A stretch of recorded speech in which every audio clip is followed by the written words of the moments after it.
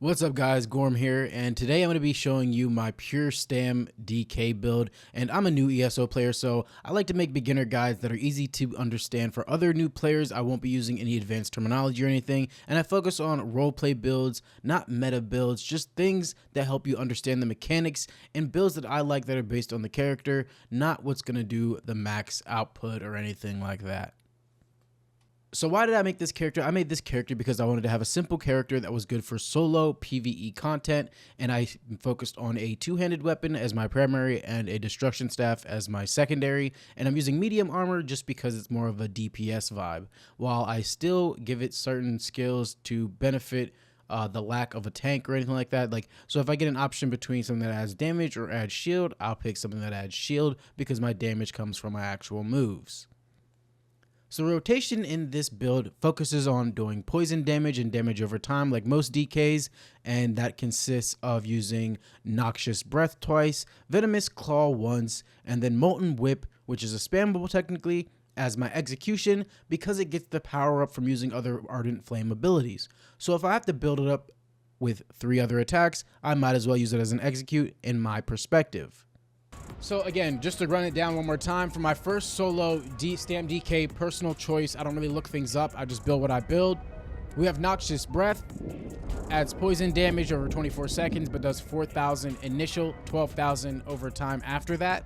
Also gives them Major Breach, which reduces their physical and spell resistance. Then I use Venomous Claw, which is another poison damage. But it doesn't just stack poison and then just erase it. It's the poison damage from Noxious Breath, the poison damage from Venomous Claw, because both logos will appear as debuffs on the enemy, so it's fine to use both. Difference between them, Venomous Claw's poison damage also does 12% more damage every 2 seconds of the 24 seconds, which is nice. And they'll get afflicted with poison status. So then I use this twice, Noxious Breath twice, that's my spammable. Venomous Claw once. That's 3 Ardent Flame abilities. Then I'll use Molten Whip, which is technically a spammable, but I use it as execution because I already have to build it up with these 2 attacks. So Molten Whip does flame damage, and then you have your if they're immobile or stunned, they'll be off balance. And then like it says here, 3 Ardent Flame abilities, and then your next Molten Whip is 20% stronger and increases your spell and weapon damage by 100 for 15 seconds. Then I have Hardened Armor, which adds Major Resolve, increasing my physical and spell resistance by 5,000, 6,000-ish for 20 seconds. And I chose Hardened Armor over Volatile Armor. Volatile Armor does a recurring attack throughout the seconds, but I chose Hardened Armor because it's a solo build, so I could use the extra defense. And then we have Molten Armaments, which is just a basic thing to increase my attack because it adds Major Brutality and Sorcery, increasing my weapon and spell damage by 20% for 36 seconds. Also gives me Empower, making my heavy attacks against monsters 70% stronger. My ultimate is Standard of Might. I think a lot of guides and people say use Dragon Leap. Dragon Leap, so what that does is it does 10,000 physical damage to all enemies in an area, knocking them back and stunning them for 2 seconds, which is cool and all. But Standard of Might calls down a battle standard like a marker. The post itself does 2,000 flame damage every 1 second for 20 seconds. And it adds Major Defile, meaning they receive less healing. And it reduces their damage shield strength by 12%. And standing in the area increases your damage. I'm a solo PvE, DPS, so my damage is going to go up. So their healing's down, their shield is down, my damage is up. And then if I'm in group content for whatever reason or other people are around, they can activate it with the synergy, doing damage and immobilizing. So because it reduces the enemy stats and ups mine as a solo person, I pick that one over the one that's just like 1 attack. But that 1 attack does a lot of damage. It's just like strategically, I like the stuff that's upping me and downing the enemy's stats.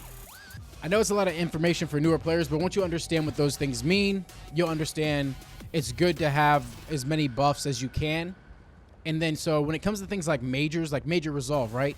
Remember there's also Minor Resolve. So you can have a major and a minor of something. If something added major and then something else added major, it's pointless. So you want to get major, minor for whatever.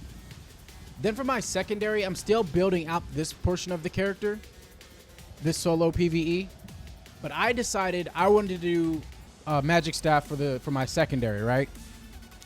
Now, technically, this is a stamina build, but you can do whatever you want. You don't have to listen to people all the time. That's why on my channel, I do pro roleplay, anti-meta, because it's all up to you how you play games, especially a game like ESO.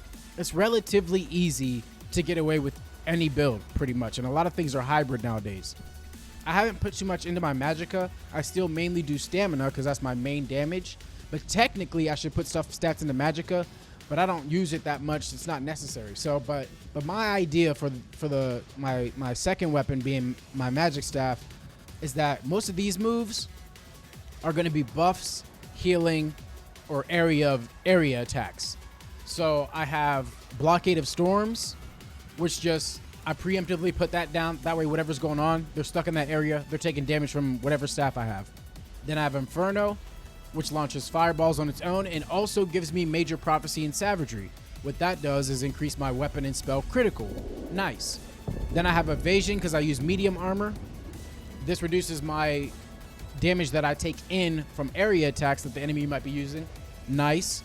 Then I have Dragon Blood, which is my main heal. And then for the last skill, I think I was going to choose Inhale. And so I was going to choose Inhale because it does damage, but it's also another nice heal because I'll heal for the 100% of the damage that I cause. So if it does 2,000 to nearby enemies, if I do 2,000, I'll heal 2,000. If there's more enemies and they're all getting 2,000, I'm assuming that they all will get 2,000. I'll heal for 100% of all that, so it's nice either way.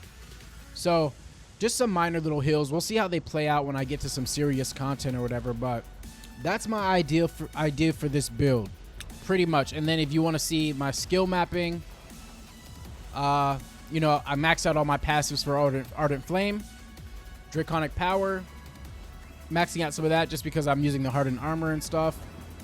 Earth and Heart, I'm pretty much using at least one of all the abilities, so, you know, we're maxing out pretty much. My two-handed abilities, I don't have any two-handed skills that I'm using, so I only use the ones that are directly affecting my general two-handed usage. None of the stuff that affects two-handed abilities because I'm not using any two-handed skills.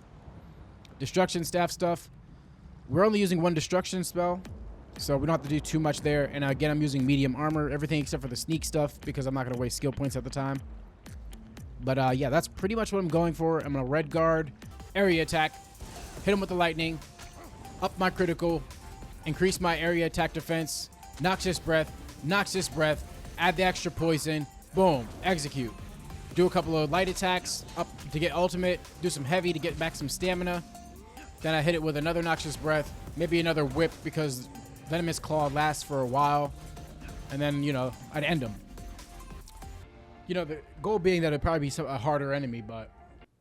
So essentially, guys, that is my pure StamDK build. I guess it's not pure in the sense of magicka versus stamina, but it's pure because I only use my DK abilities, and I'm not using really any of my two-handed abilities and just one destruction staff ability. I hope that this video helped people that are new to the game learn a little bit about the game and what it's like to build a rotation.